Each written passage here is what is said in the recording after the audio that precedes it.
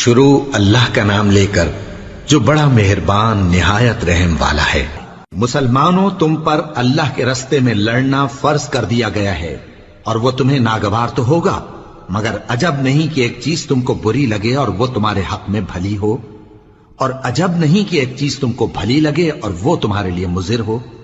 اور ان باتوں کو اللہ ہی بہتر جانتا ہے اور تم نہیں جانتے۔ اے پیغمبر، لوگ تم سے عزت والے مہینوں میں لڑائی کرنے کے بارے میں دریافت کرتے ہیں، کہہ دو کہ ان میں لڑنا بڑا گناہ ہے، اور اللہ کی راہ سے روکنا اور اس سے کفر کرنا اور مسجد حرام یعنی خانہ کعبہ میں جانے سے بند کرنا اور اہل مسجد کو اس میں سے نکال دینا جو یہ کفار کرتے ہیں، اللہ کے نزدیک اس سے بھی زیادہ گناہ ہے، اور فتنہ انگیزی خونریزی سے بھی بڑھ کر ہے، اور یہ لوگ ہمیشہ تم سے لڑتے رہیں گے، یہاں تک کہ اگر مقدور رکھیں تو تم کو تمہارے دین سے پھیر دیں،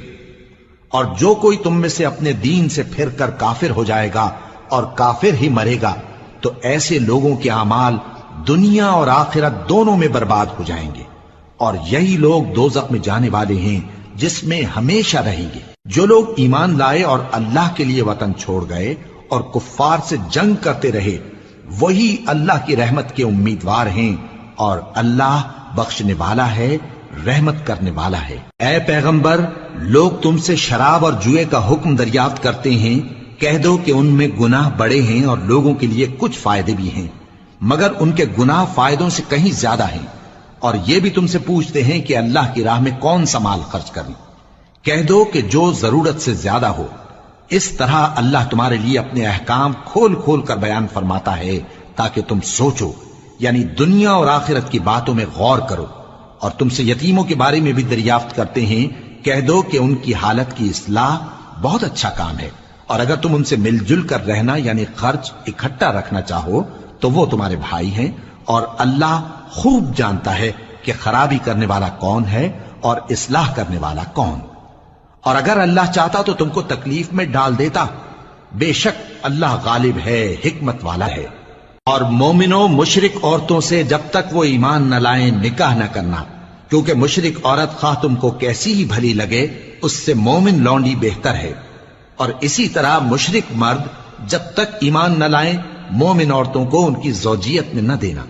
کیونکہ مشرک مرد سے خواہ وہ تم کو کیسا ہی بھلا لگے مومن غلام بہتر ہے۔ یہ مشرک لوگوں کو دوزخ کی طرف بلاتے ہیں، اور اللہ اپنی مہربانی سے بہشت اور بخشش کی طرف بلاتا ہے، اور اپنے حکم لوگوں سے کھول کھول کر بیان کرتا ہے تاکہ نصیحت حاصل کریں۔ اور تم سے حیض کے بارے میں دریافت کرتے ہیں، کہہ دو وہ تو نجاست ہے، سو ایام حیض میں عورتوں سے کنارہ کش رہو، اور جب تک وہ پاک نہ ہو جائیں ان سے مقاربت نہ کرو۔ ہاں، جب وہ پاک ہو جائیں تو جس طریق سے اللہ نے تمہیں ارشاد فرمایا ہے ان کے پاس جاؤ، کچھ شک نہیں کہ اللہ توبہ کرنے والوں اور پاک صاف رہنے والوں کو دوست رکھتا ہے۔ تمہاری عورتیں تمہاری کھیتی ہیں، تو اپنی کھیتی میں جس طرح چاہو جاؤ، اور اپنے لیے نیک عمل آگے بھیجو، اور اللہ سے ڈرتے رہو، اور جان رکھو کہ ایک دن تمہیں اس کے روبرو حاضر ہونا ہے۔ اور اے پیغمبر، ایمان والوں کو بشارت سنا دو، اور اللہ کے نام کو اس بات کا ہیلا نہ بنانا کہ اس کی قسمیں کھا کھا کر سلوک کرنے اور پرہیزگاری کرنے اور لوگوں میں صلح و سازگاری کرانے سے رک جاؤ، اور اللہ سب کچھ سنتا ہے، جانتا ہے۔ اللہ تمہاری لغو قسموں پر تم سے مواخذہ نہیں کرے گا، لیکن جو قسمیں تم قصد دلی سے کھاؤ گے ان پر مواخذہ کرے گا، اور اللہ بخشنے والا ہے، بردبار ہے۔ جو لوگ اپنی عورتوں کے پاس جانے کی قسم کھا لیں ان کو 4 مہینے تک انتظار کرنا چاہیے، اگر اس عرصے میں قسم سے رجوع کر لیں تو اللہ بخشنے والا ہے، مہربان ہے، اور اگر طلاق کا ارادہ کر لیں تو بھی اللہ سنتا ہے، جانتا ہے۔ اور طلاق والی عورتیں 3 حیض تک اپنے تئیں روکے رہیں، اور اگر وہ اللہ اور روز قیامت پر ایمان رکھتی ہیں تو ان کو جائز نہیں کہ اللہ نے جو کچھ ان کے شکم میں پیدا کیا ہے اس کو چھپائیں، اور ان کے خاوند اگر پھر موافقت چاہیں تو اس مدت میں وہ ان کو اپنی زوجیت میں لے لینے کے زیادہ حقدار ہیں، اور عورتوں کا حق مردوں پر ویسا ہی ہے جیسے دستور کے مطابق مردوں کا حق عورتوں پر ہے، البتہ مردوں کو عورتوں پر 1 درجہ فضیلت ہے، اور اللہ غالب ہے، صاحب حکمت ہے۔ طلاق صرف 2 بار ہے، یعنی جب 2 دفعہ طلاق دے دی جائے تو پھر عورتوں کو یا تو بطریق شائستہ نکاح میں رہنے دینا ہے یا بھلائی کے ساتھ چھوڑ دینا، اور یہ جائز نہیں کہ جو مہر تم ان کو دے چکے ہو اس میں سے کچھ واپس لے لو۔ ہاں، اگر زن و شوہر کو خوف ہو کہ وہ اللہ کی حدوں کو قائم نہیں رکھ سکیں گے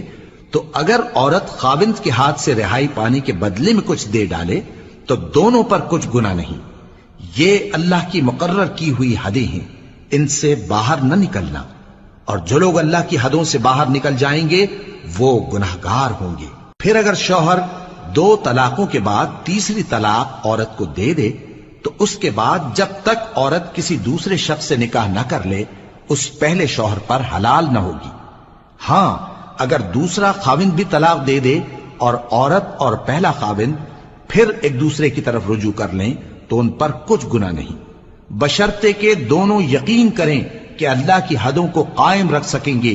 اور یہ اللہ کی حدیں ہیں، ان کو وہ ان لوگوں کے لیے بیان فرماتا ہے جو علم رکھتے ہیں۔ اور جب تم عورتوں کو 2 دفعہ طلاق دے چکو اور ان کی عدت پوری ہو جائے تو انہیں یا تو حسن سلوک سے نکاح میں رہنے دو یا بطریق شائستہ رخصت کر دو، اور اس نیت سے ان کو نکاح میں نہ رہنے دینا چاہیے کہ انہیں تکلیف دو اور ان پر زیادتی کرو، اور جو ایسا کرے گا وہ اپنا ہی نقصان کرے گا۔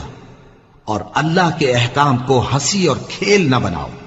اور اللہ نے تم کو جو نعمتیں بخشی ہیں اور تم پر جو کتاب اور دانائی کی باتیں نازل کی ہیں جن سے وہ تمہیں نصیحت فرماتا ہے ان کو یاد کرو، اور اللہ سے ڈرتے رہو، اور جان رکھو کہ اللہ ہر چیز سے واقف ہے۔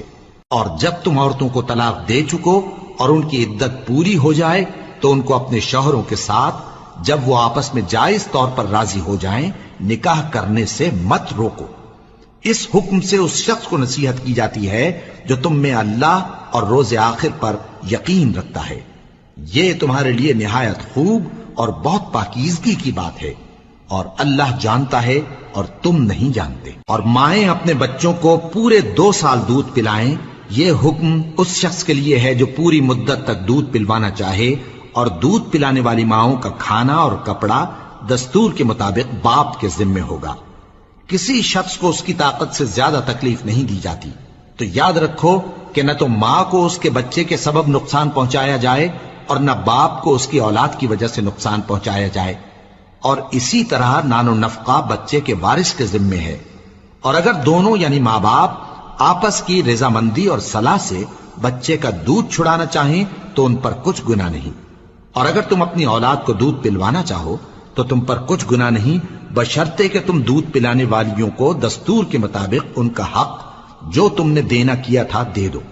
اور اللہ سے ڈرتے رہو، اور جان رکھو کہ جو کچھ تم کرتے ہو اللہ اس کو دیکھ رہا ہے۔ اور جو لوگ تم میں سے مر جائیں اور عورتیں چھوڑ جائیں تو وہ عورتیں 4 مہینے اور 10 دن اپنے آپ کو روکے رہیں، اور جب یہ عدت پوری کر چکیں اور اپنے حق میں پسندیدہ کام یعنی نکاح کر لیں تو تم پر کچھ گناہ نہیں، اور اللہ تمہارے سب کاموں سے واقف ہے۔ اگر تم اشارے کنائے میں عورتوں کو نکاح کا پیغام بھیجو یا نکاح کی خواہش کو اپنے دلوں میں مخفی رکھو تو تم پر کچھ گناہ نہیں۔ اللہ کو معلوم ہے کہ تم ان سے نکاح کا ذکر کرو گے، مگر ایام عدت میں اس کے سوا کے دستور کے مطابق کوئی بات کہہ دو، پوشیدہ طور پر ان سے قول و قرار نہ کرنا، اور جب تک عدت پوری نہ ہو لے نکاح کا پختہ ارادہ نہ کرنا، اور جان رکھو کہ جو کچھ تمہارے دلوں میں ہے اللہ کو سب معلوم ہے، تو اس سے ڈرتے رہو، اور جان رکھو کہ اللہ بخشنے والا ہے، حلم والا ہے۔